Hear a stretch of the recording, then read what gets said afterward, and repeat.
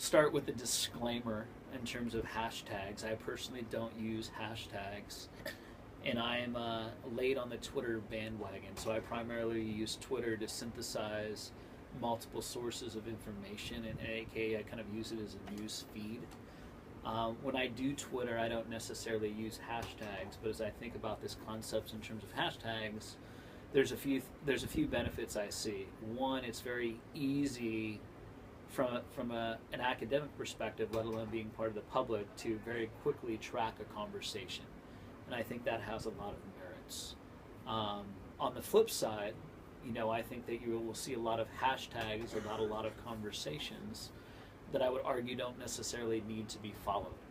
I think that has to do primarily too with some of the democratization of this particular medium.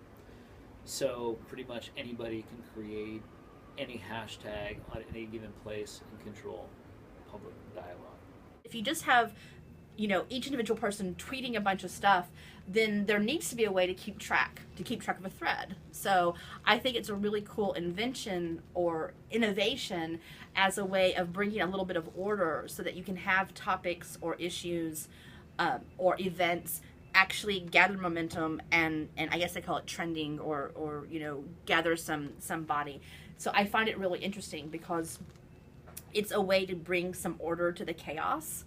And it's also, what's funny to me is that people now will put the little hashtag symbol in other context, and I never know if they're actually linking it to their Twitter feed or if they're just doing it now because it's almost become this shorthand for like marking a topic. So I have a friend on Facebook that he has this thing, he calls it hell is other people, and so he'll put like hashtag hell is other people, and I never actually know if that's his way of almost sort of reflexively commenting on his own post. So he'll make like a comment about someone and then he'll put hashtag hell is other people. And I don't know if he's actually linking it to a Twitter or if it's just his way of using this nomenclature or this device to almost sort of meta-textually comment on his own post. So I find it really interesting. And often I'm tempted to use the sort of hashtag kind of device myself, even though I don't have Twitter, because I just think it's a really cool way of commenting and grouping thoughts in subjects. So yeah. So actually, I've done some writing. I did a little small piece last year, so almost like an editorial on the hashtags around the Olympics in London. And I started to branch out from this initial idea, which was that the hashtags were giving American viewers directions to see the Olympics live. Because I don't know if you remember, but NBC was delaying the broadcast, and so big-time fans were getting really, really upset about that. And then I started to sort of think about, okay, well, on one hand, you can understand the hashtags as a map to the internet, since the hashtags actually point to how to do things, right?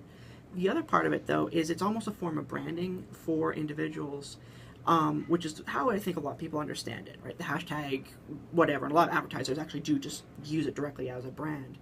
But branding in and of itself creates community, right?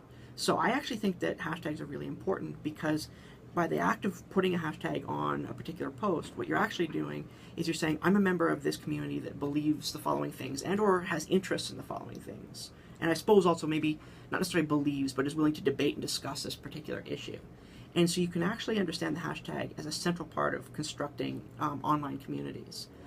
Sort of like way back in the old days of the internet, like AOL forums, right? All had titles. The hashtag acts like a looser form of that, but still sort of plays the same function as a forum title, which is it allows like others to come together and have in-group discussions about issues. So I think that's actually a really important thing. I would say that it's not exactly the same as jewelry. Yes, it's a status symbol, but it is a status symbol which is also aspirational. I think that hidden within anybody's sort of attempt to put a hashtag, whether it's on an Instagram feed or elsewhere in the internet, is the hope that either they'll create some sort of in-joke, because a lot of hashtags are actually meant to be ironic, and or that they'll actually trend, right? Because all of us are hoping that just maybe our next post will make us internet famous, right? Most of us don't want to admit that, and most of us, maybe it's not on top of mind, but it's always there. So it is jewelry, but it's jewelry that's strategically worn, I suppose that's how I would put it. I'm not a frequent user of the hashtag, but I will use it on Instagram sometimes on my pictures. I also have used it for work before for networking purposes, so that's been good because if a certain hashtag gets trending, then more people will be able to find a certain site or a certain like Instagram photo or whatnot. But if I'm personally using it on my own photos, it's usually sarcastically or I don't use them at all. I do not have a Twitter, so I'm not one to use hashtags on Twitter, so I'm not really that well versed in that, but yeah. So I would say I use hashtags kind of just not for like someone to click on it and like go to like the Twitter use of hashtags. I guess I use hashtags just kind of as a joke, like hashtag Young Life hashtag. I use hashtags a lot for the ministry work I do on Instagrams.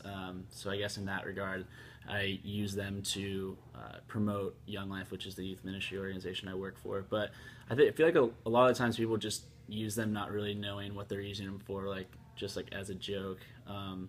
And so I guess in that regard, I don't really use them the way that they were originally intended. And I think that's kind of the direction that hashtags are going in.